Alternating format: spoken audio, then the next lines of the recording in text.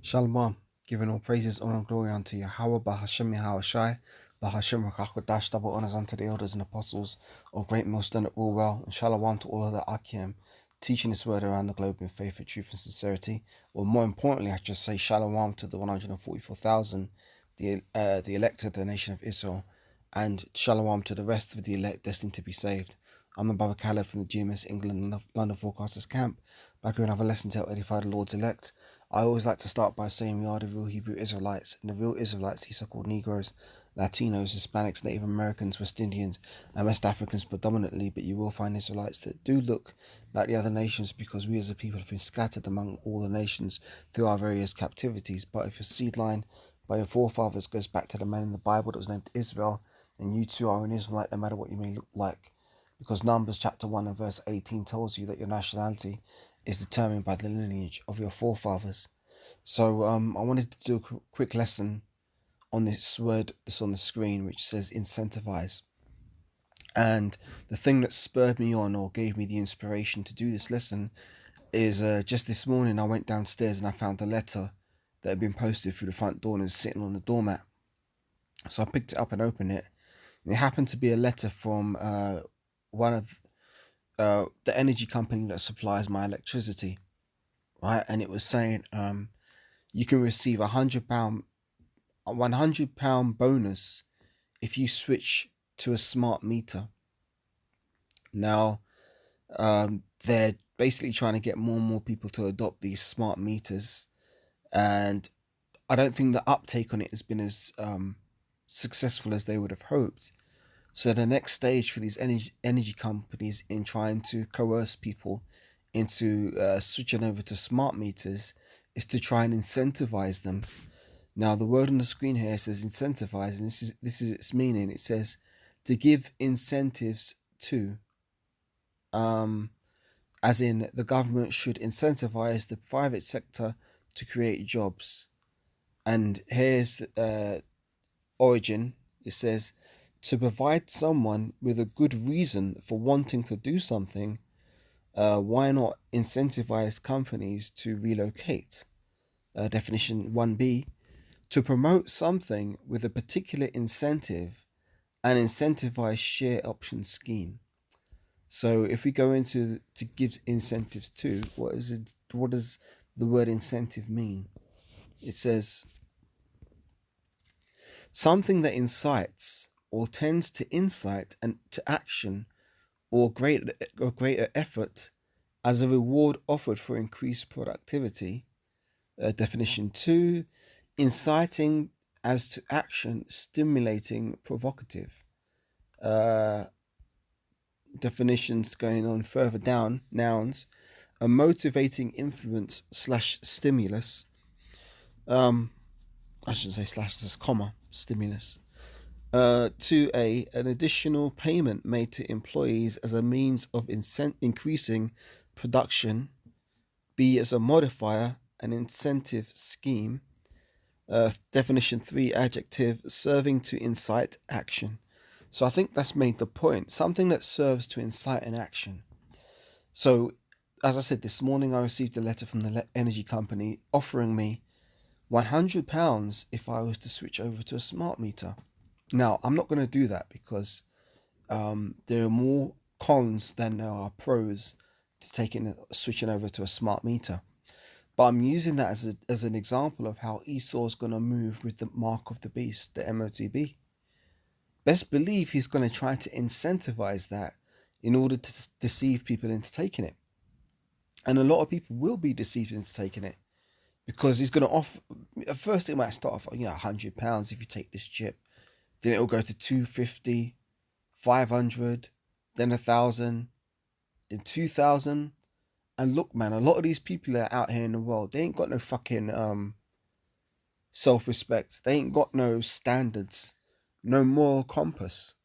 So when the right number is offered, a lot of people are going to cave and take that chip, man. And it might not even be that much. For some people, it might be £3,000. For another 5,000, 10,000 even. But you know what? All the people in the world have a price tag. The elect don't. The elect don't have a price tag. There's no price that can be put out there that will make the elect take the chip, because the elect are never going to take the chip. No matter how much Esau offers, no matter how much hell he might try and put on people, as in not allowing them to participate in the society, the elect are still not going to take that mark, because they're going to have the mark of exemption, which is going to prevent any harm, or Esau being able to I shouldn't say prevent any harm, because we still may be made martyrs, but I mean it will prevent us from the hour of temptation, and we're not going to, Lord willing, I be of the elect too.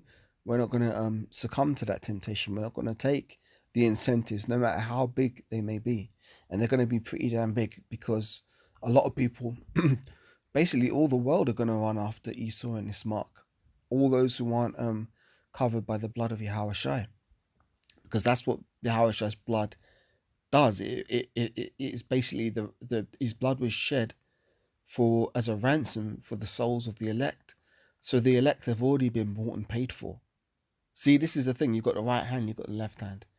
The elect have already been bought and paid for by Yahushua. So none can pluck the elect out of Yahushua's hand, because they've already been bought. It's like, imagine you go to the supermarket and there's a bunch of bananas there. Let's say there's 5 bunches of bananas, and 4 bunches have been bought by other customers, and there's 1 left. Well, you can't buy those other 5 bunches of bananas, because they've already been bought by other people. What are you going to do? Try and track them down and say, oh, well, give me £10 for them bananas you got there. No, they've already been bought, and it's done. It's over. It's done. All right? And that's how it is for the elect.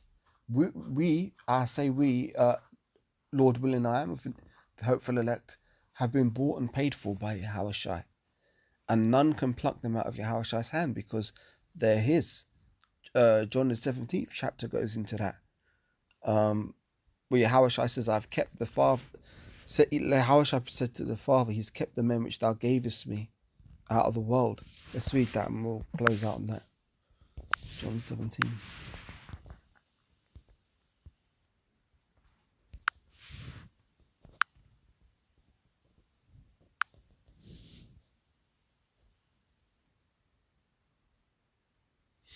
John 17, starting at verse 6, says, I have magnified thy name unto the men which thou gavest me out of the world.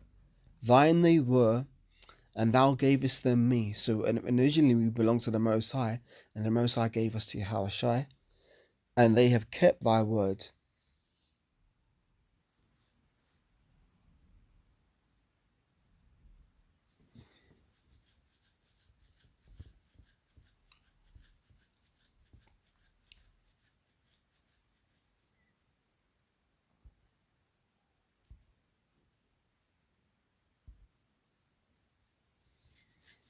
John 17:11 says, so it's like John 17:9, I pray for them, I pray not for the world, but for them which thou hast given me, for they are thine. And all mine are thine, and thine are mine, and I am glorified in them. And now I am no more in the world, but these are in the world, and I come to thee, Holy Father. Keep through thine own name those whom thou hast given me, that they may be one as we are. While I was in the world, I kept them in thy name, forgive me. Those that thou gavest me I have kept, and none of them is lost, but the son of perdition, that the scripture might be fulfilled. So there you go. So there's no price tag that can be put on the elect. So with that, giving all praises, honor, and glory once again unto Yahweh, Ba'Hashem, Yahushai, Ba'Hashem, Rakach, double honors unto the elders and apostles of great most and all well, and shalom to the 144,000 elect men of the nation of Israel, and shalom to the rest of the elect that are destined to be saved. And I'll catch you on the next Lord willing. Shalom for now.